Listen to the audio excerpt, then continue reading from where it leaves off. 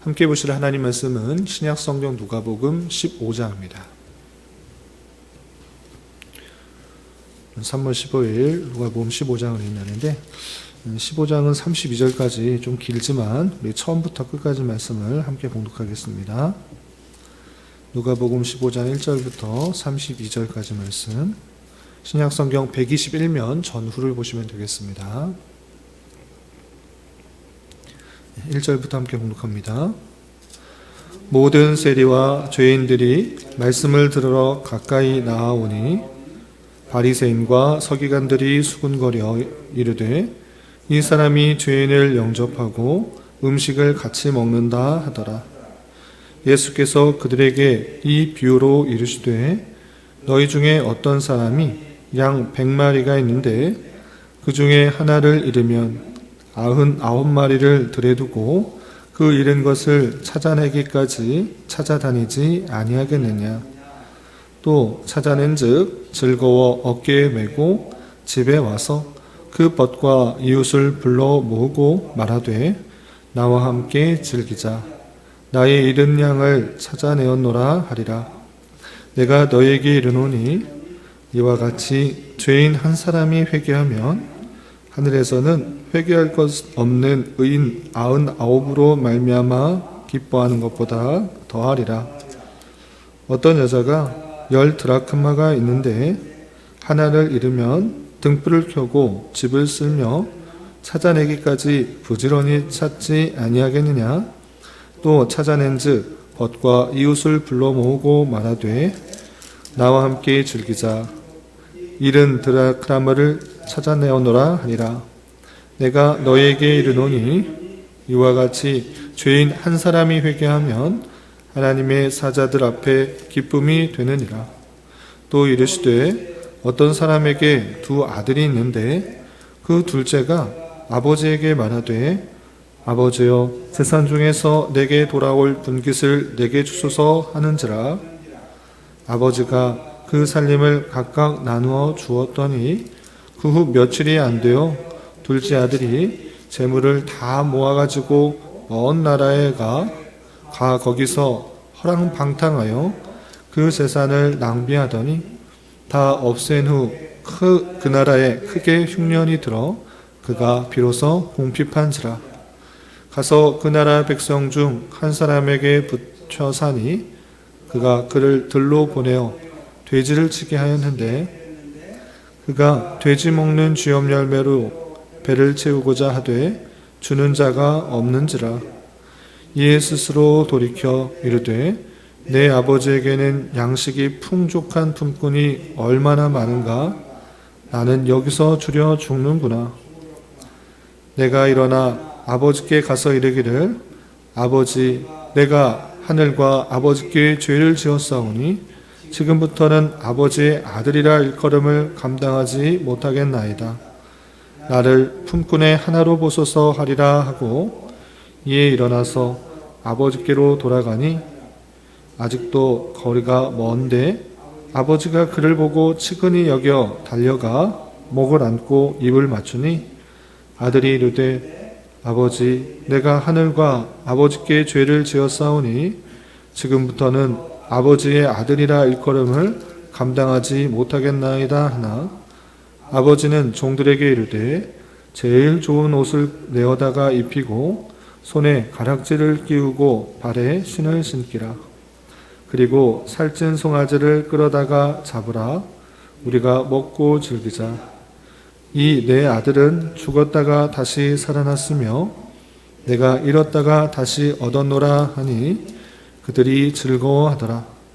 맏아들은 밭에 있다가 돌아와 집에 가까이 왔을 때에 풍악과 춤추는 소리를 듣고 한 종을 불러 이 무슨 일인가 물은데 대답하되 당신의 동생이 돌아왔음에 당신의 아버지가 건강한 그를 다시 맞아 맞아들이므로 인하여 살찐 송아지를 잡았나이다 하니 그가 노하여 들어가고자 하지 아니하거늘 아버지가 나와서 권한대 아버지께 대답하여 이르되 내가 여러 해 아버지를 섬겨 명을 어김이 없거늘 내게는 염소 새끼라도 주어 나와 내 벗으로 즐기게 하신 일이 없더니 아버지의 살림을 청년들과 함께 삼켜버린 이 아들이 돌아오매 이를 위하여 살진 송아지를 잡으셨나이다.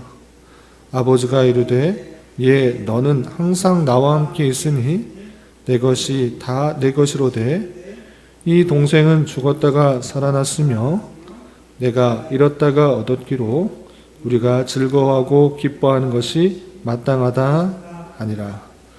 아멘. 예, 감사합니다. 오늘 말씀의 본문은 누가복음 15장입니다.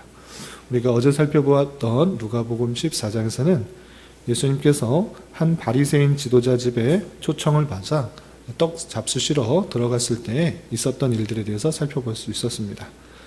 그곳에서 많은 청함을 받은 그런 사람들에게 청함을 받았을 때는 높은 자리에 앉지 말고 낮은 자리에 앉으라 라고 하면서 겸손해야 될 것을 알려주셨고, 또한 하나님의 잔치 가운데 청함 받은 자들이 다양한 핑계를 대며 같이 알았던 모습들, 그런 모습들을 지적하면서 천국 복음을 전하는 모습을 대할 수 있었습니다.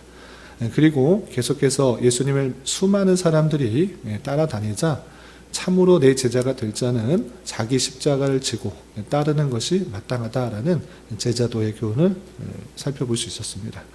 그리고 이어지는 15장에서는 예수님께서 세리와 죄인들에 가까이하여 또 그들에게 복음을 전하는 가운데 바리새인과 서기관들이 그 모습을 지적할 때 세 가지 비유로서 하는 말씀이 나옵니다.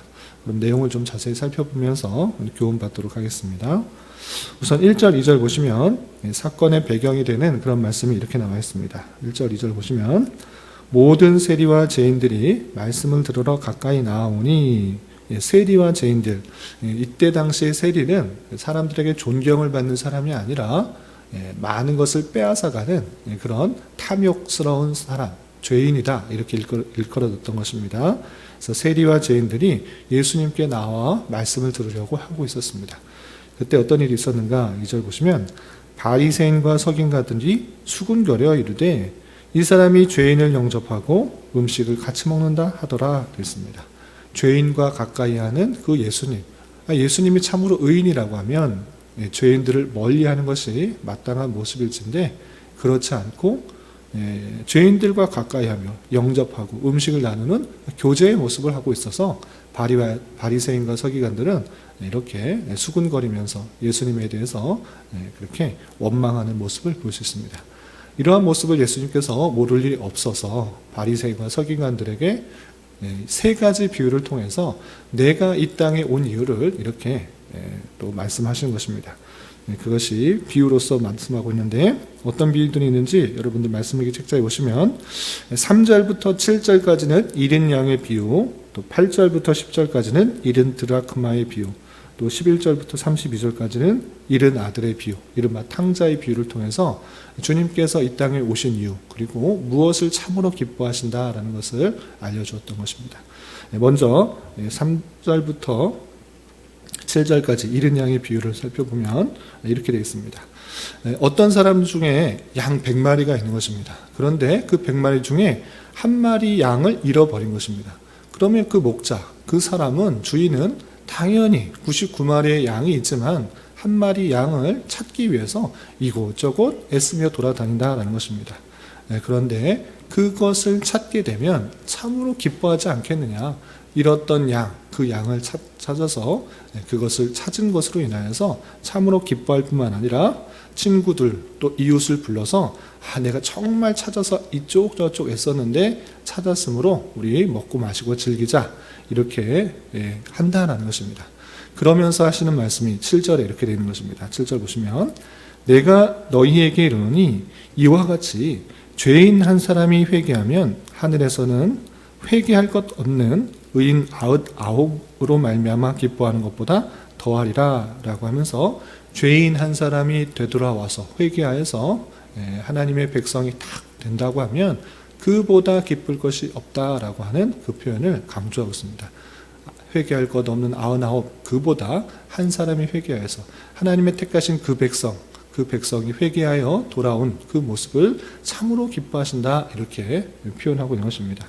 이 비유에서 그치는 것이 아니라 또다시 비유를 전하십니다. 그것이 8절부터 10절까지인데 어떤 비유인가 라고 했을 때 8절 이하 보시면 어떤 여자가 10 드라크마가 있다 그랬습니다. 그래서 드라크마는 그 동전의 단위인데 하루 노동자가 열심히 일하고 수고한 대가로서 받는 그 보수가 한 드라크마인 것입니다. 그래서 하루 일당 이 정도 생각하시면 되는데 10 드라크마가 있었던 것입니다. 10개의 드라크마 동전을 갖고 있었는데 하나를 잃어버렸다. 그러면 당연히 그 값을 생각하여서 그것을 밤새도록 찾는다라는 것입니다. 이쪽에 있는지 저쪽에 있는지 불을 켜가지고 어디에 들어갔는지 어디에 숨었는지 찾지 않겠느냐. 그러나 그것을 찾고 나면 너무나 기쁜 나머지 또 친구들, 이웃을 불러놔서 그 찾은 기쁨으로 인하여서 그 기쁨을 나눈다, 이렇게 말하는 것입니다. 그런데 이 비유를 왜 하는가라고 할 때 마찬가지로 10절에 그 비유의 뜻을 이렇게 말씀하고 있습니다. 10절 보시면 내가 너희에게 이르노니 이와 같이 죄인 한 사람이 회개하면 하나님 사자들 앞에 기쁨이 되느니라 라고 하면서 죄인 한 사람, 잃었던 것, 내게 갖고 있었던 그 전체가 있는데 하나라도 잃어버리면 마음이 아프고 쓰리고 또 그것을 찾기 위해서 노력하는데 그것을 찾게 되면 그 기쁨이 아주 크다. 그렇기 때문에 하나님의 택하신 백성들 다 주께로 돌아오는 것이 하늘의 기쁨이고 또 나의 기쁨이고 내가 이 땅에 온 이유다라는 것들을 이렇게 밝혀주고 있는 것입니다. 그리고 11절 이하 32절까지는 아주 길게 잃은 아들의 비유를 통해서 하나님의 마음이 어떠한지를 밝혀주고 있는데 이른바 탕자의 비유입니다. 내용이 길기 때문에 간단하게 소개하면 이렇습니다. 어떤 한 아버지의 두 아들이 있었습니다. 그런데 아버지의 두 아들 중에 그 막내, 둘째 아들이 이렇게 요구합니다. 아버지, 당신이 언제 돌아갈지 모르니 내게 유산을 먼저 나눠주십시오. 그러면 내가 잘 쓰겠습니다. 이렇게 요청합니다. 아버지가 볼 때는 참으로 허무맹랑한 그런 모습임에도 불구하고 아들의 요청에 따라서 자기가 받을 유산의 그 내용들을 나누어 주게 됩니다. 그런데 이 둘째 아들은 그것을 가지고 선하게 잘 사용한 것이 아니라 그것을 가지고 먼 나라, 이웃 나라에 가게 됩니다. 그 이웃 나라에 가서 허랑방탕하게 쓰는 것입니다. 자기의 만족과 유익과 기쁨을 위해서 이것저것 쓰게 되는 것입니다. 그래서 그 돈을 멀지 않아, 길게 되지 않아 다 써버리게 된 것입니다. 그리고 심지어는 그 나라에 흉년이 들어서 먹을 것이 없게 되자 가진 것도 없고 또 주변에 먹을 것도 없자 참으로 종으로 들어가서 내가 종으로서 얻는 품삯과 그것으로 먹고 살아야겠다, 이렇게 행하게 됩니다. 그래서 돼지치는 일을 하게 되는데 돼지가 먹는 주염 열매, 유대인들은 돼지를 불경하게 생각하는 그런 부정한 동물로 여겼는데 그것조차 치는 그 모습들, 그럼에도 불구하고 돼지가 먹는 주염 열매를 먹고자 하는데 그것을 그 종에게, 그 둘째 아들에게 주는 사람이 없게 된 것입니다. 그러자 그 아들은 생각했습니다.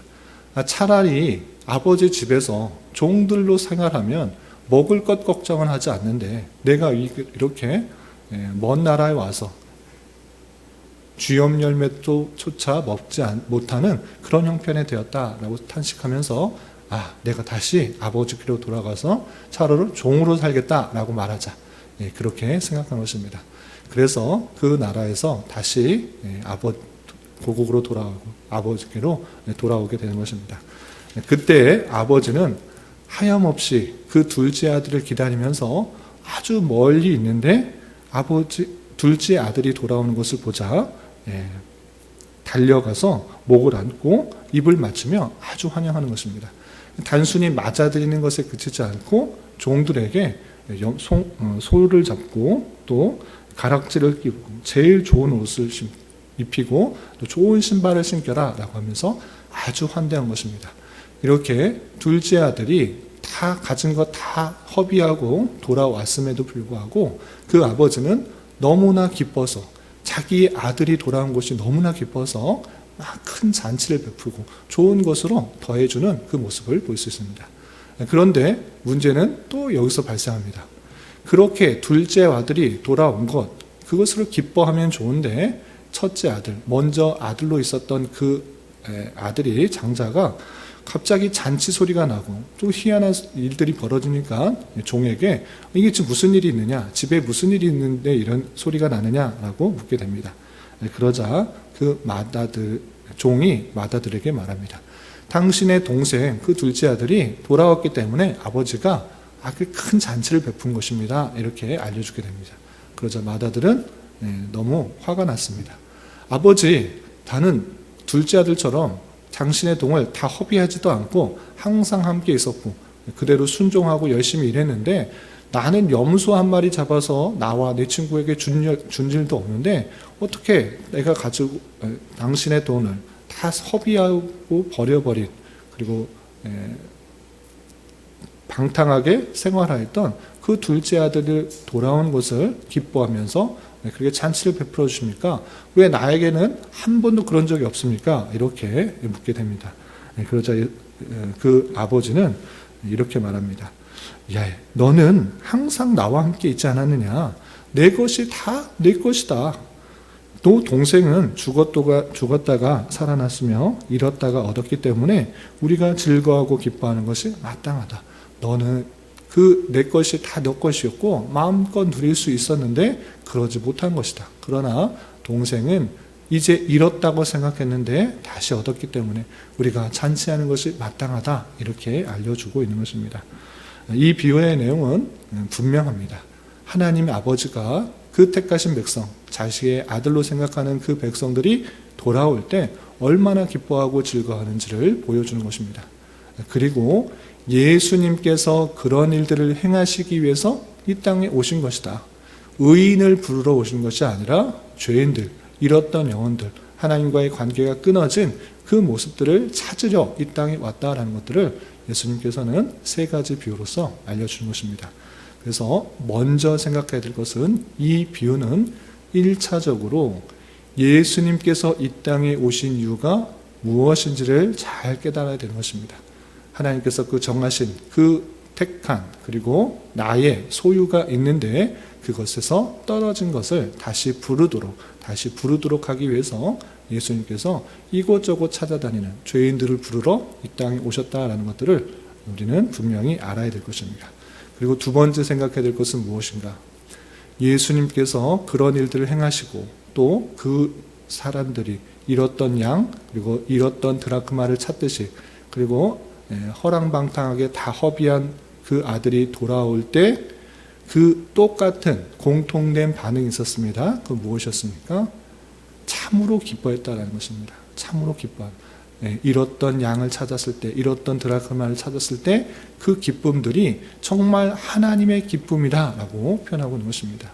하나님께서 택하신 백성들 그럼에도 불구하고 다시 돌아올 때 하나님께서 참으로 기뻐하신다라는 그 마음을 알아 우리 또한 그런 하나님께서 기뻐하시는 그 마음에 동참할 수가 있는 자가 되어야 될 것입니다. 첫째 아들처럼 아까 탕자의 비유 때 첫째 아들처럼 남이 돌아오는 것, 죄인들이 돌아오는 것에 대해서 배합하지 말고 어떻게 저렇게 저 사람들에게 복을 주고 저 사람들에게 많은 대접을 해주는가 이런 식으로 생각할 것이 아니라 주님과 늘 함께 있었다라는 것을 생각하면서 먼저 기쁨과 감사를 누려야 될 것이고 또 주님께서 잃은 자를 찾기를 참으로 기뻐하시는 줄 알아 우리 또한 우리 주변에 하나님의 택함을 받은 그 백성들이 없는지 복음을 들어야 될 그 백성이 없는지를 늘 살펴보면서 전도하는 그 일들에 더욱더 힘쓰며 그 마음을 하나님께서 기뻐하시는 마음을 함께 품어야 될 것입니다. 그런데 늘 이런 전도에 대한 교훈에 있어서 주의해야 될 것이 있습니다. 이런 표현들 또 곳곳에 보면 복음을 전하라 또 전도를 하라는 그런 표현들이 강조되어 있기 때문에 부분만을 읽고 적용한다면 우리는 하던 일들을 다 때려치고 복음 전하는 일, 전도하는 일에만 힘써야 된다. 그것이 주님께서 정말 기뻐하고 제일 기뻐하시는 일이다. 우리는 그 일들에 동참해야 된다. 이렇게만 적용하려고 하는데 그렇게 하는 것이 아니라 성경 전체의 말씀을 문맥 속에서 또 함께 바라볼 수 있어야 될 것입니다. 주님께서 이 땅에 오시는 일은 양을 찾아서 오신 것이고 하나님의 택하신 백성들을 구원하시게 오신 것이고 또 우리 또한 그 복음 전하는 사명을 받았지만 그것만 하는 것이 아니라는 사실들을 잊지 말아야 될 것입니다. 주님께서 우리에게 맡겨준 사명, 맡겨준 달란트, 그 일들이 있으면 그것을 잘 감당해야 되는 그 모습들이 있어야 되는 것입니다. 우리가 어제 살펴봤던 14장, 그 바로 전장에서도 주님께서 그 많은 사람들에게 이렇게 말씀하셨습니다. 14장 33절의 말씀입니다. 이와 같이 너희 중에 누구든지 자기의 모든 소유를 버리지 아니하면 능히 제자가 되지 못하리라. 이런 말씀을 분명히 하신 것입니다. 또한 27절, 14장 27절에 이런 말씀도 하셨습니다. 누구든지 자기 십자가를 지고 나를 따르지 않는 자도 능히 내 제자가 되지 못하리라 라고 말씀하셨습니다. 그러니까 성경 전체의 말씀에 있어서는 전도만 해야 된다, 이것을 강조한 것이 아니고 주님께서 주신 말씀 가운데는 이웃을 사랑하고 또 내가 가진 소유를 아까워하지 말고 다 나눠줄 수가 있고 그것보다 더 중요한 것이 주님 따르는 삶이다라는 것들을 알려주고 자기에 맡겨진 어려운 짐 책임 있게 감당하는 것, 그것이 제자들의 삶이다, 이런 말씀도 하신 것입니다. 그런데 오늘날 혹여나 잘못된 전도의 모습들은 무엇이냐? 내가 해야 될 일 모습들 다 집어치고 다 그것을 중요하게 생각하지 않고 전도만 하는 그런 모습들이 나타나는 것입니다. 그럴 때 어떻게 하느냐? 사람들의 반응이 이렇습니다. 예수 믿는 것 그 자체를 부정하는 것이 아니라 예수 믿는 사람들의 그 모습에 대해서 아주 비판하는 것입니다. 너나 예수 잘 믿어라. 예수 믿는 사람들이 오히려 더 가지려고 하고 더 먹으려고 하고 자기의 것을 포기하지 않는 그 모습들, 나는 싫다, 너나 잘 믿어라, 이런 식으로 반응을 보이는 것입니다. 예수 이름 불러가면서 더 많은 것을 가지려고 하고 더 많은 특권을 얻으려고 하고 자기만 생각하는 그런 집단이다, 그러면 나는 믿지 않겠다, 이렇게 보이는 것입니다. 그러할 때 복음 전하는 것 물론 중요하지만 그 외에 가진 것 다 버릴 수 있는 그 포기의 삶, 남을 위해서 나의 것을 다 줄 수 있는 그 삶, 나보다 남을 낮게 여겨주고 겸손하고 또 내 것을 퍼주면서까지 사랑을 전할 수 있는 모습들, 그런 모습은 전혀 보이지 않은 채 그냥 단순히 자기가 다니는 교회의 수적 부흥을 위해서 전도하는 그 모습들, 일반 세상 사람들의 호객행위와 무엇이 다르냐, 이렇게 생각하는 경우가 너무 많아진 것입니다. 이런 줄 알아. 우리는 한 부분만을 볼 것이 아니라 마땅히 우리에게 주시는 그 제자단 삶의 여러 교훈에 따라서 우리의 삶의 모습으로 예수 그리스도를 증거하며 하나님의 백성된 그 모습들이 드러나야 복음 전도가 제대로 될 수 있다라는 사실을 잊지 말아야 될 것입니다. 그래서 우리는 삶으로 또 말뿐만 아니라 삶으로서 택함받은 구원받은 백성의 모습이 무엇인지, 그리고 주님의 제자된 삶의 모습이 무엇인지 그것을 온전히 증명해내는 삶을 살아야 될 것입니다. 그러므로 말미암아 우리의 삶으로 예수 그리스도의 사랑과 천국 백성의 모습들이 드러나므로 우리의 모습과 또 행동과 말을 통하여서 그 놀라운 그리스도의 사랑들이 전파될 수 있으리라 생각됩니다. 이런 말씀에 따라 우리가 하나님께서 기뻐하시는 일을 감당하되 또한 우리가 삶의 모습으로 그것들을 함께 증거할 수 있는 우리가 되될 것입니다. 이런 은혜가 저와 여러분 우리 모두에게 있기를 진심으로 기원합니다. 기도하겠습니다. 하나님 아버지 감사합니다. 오늘 말씀을 통해서 예수님께서 죄인들을 영접하시고 또 교제하시는 것에 대하여 바리새인과 서기관들이 수군거리는 모습 속에서 예수님께서 세 가지 비유로 그들에게 교훈하시는 말씀을 대하였습니다. 이런 말씀을 대하는 자로서 하나님의 택하신 백성들을 구원하시기 위하여 열심히 찾으시는 예수님의 모습과 주께로 되돌아온 그 백성들을 참으로 기뻐하시는 마음을 잘 깨달아 하나님의 기쁨에 함께 동참할 수 있는 자 되게 하여 주시고, 우리 또한 우리 주변에 그리스도의 사랑과 은혜를 들어야 할 만한 사람은 없는지 되돌아보게 하여 주시고, 말과 행동으로 주님의 사랑을 잘 전할 수 있는 자 되게 하여 주시옵소서. 주님, 교회 내 육체의 질병과 연약함으로 생활이 어렵고 불편한 가운데 있는 여러 지체들이 있습니다.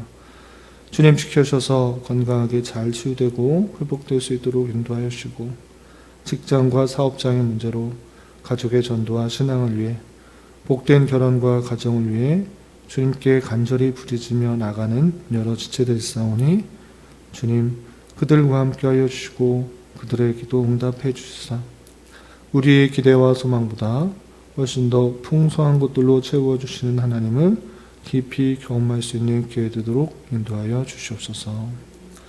오늘 저녁에 있는 금요 기도의 시간에도 주님 함께하여 줄 믿으며 이 시간 각자 간절하게 간구하는 기도 제목 주님께서 들으시고 가장 선한 것들로 응답하여 주시옵소서. 예수님의 이름으로 기도 올리옵나이다. 아멘.